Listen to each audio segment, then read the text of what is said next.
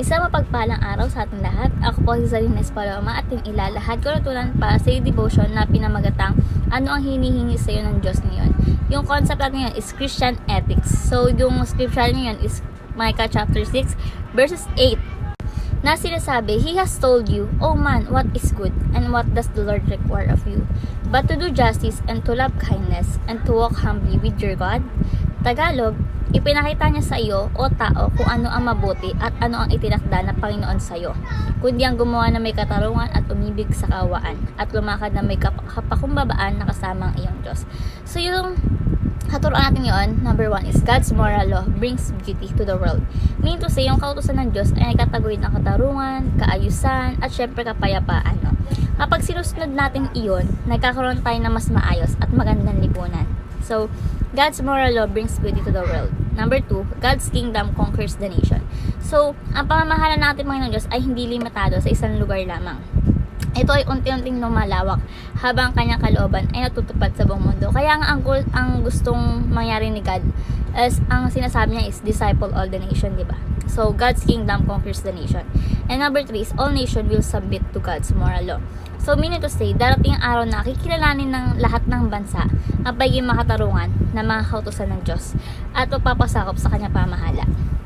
So, feeling ko, kapag lahat tayo nagpasakop na sa mundo, is darating na si Jesus Christ. So, all nation will submit to moral law. So, bilang application po, number 1, work for the government of Christ. So, meaning to say, bilang mga followers ni Jesus Christ, dapat tayong magtrabaho, no?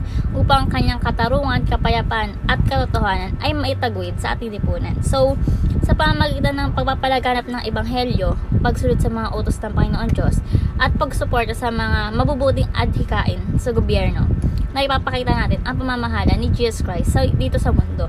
So, work for the government of Christ. Number 2, fight evil by cooperating with Christ. So, sinasabi ito na ang tunay na tagumpay laban sa kasamaan ay makakamtan natin or makakamtan lamang kung tayo ay kikilos kasama si Jesus Christ, no? Kung tayo lalakad kasama si Jesus Christ, no? At susunod sa kanyang mga utos.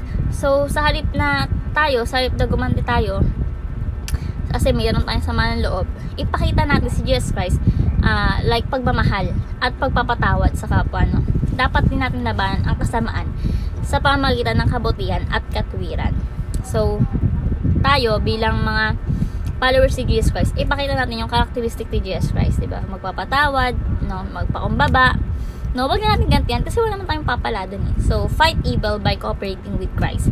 Number 3, fulfill the law of Christ, which is love. So, araw ng mga puso ngayon, di ba? Ay bukas. So, ipalagay natin ang pagmamahal. So, ang pinakamagandang utos ni Jesus Christ ay pagmamahal sa Diyos at sa ating kapwa. Kapag ito'y sinabuhay natin, natutupad natin ang kanyang kautusan, di ba? So, sa politi, pagtulong natin sa mga nangangailangan, pagpapatawad sa mga nagkasala sa atin, di ba? At pagpapakita natin ng malasakit sa iba, ay ilan lamang yan sa mga paraan upang maipakita natin ang pag-ibig ni Jesus Christ sa iba pa.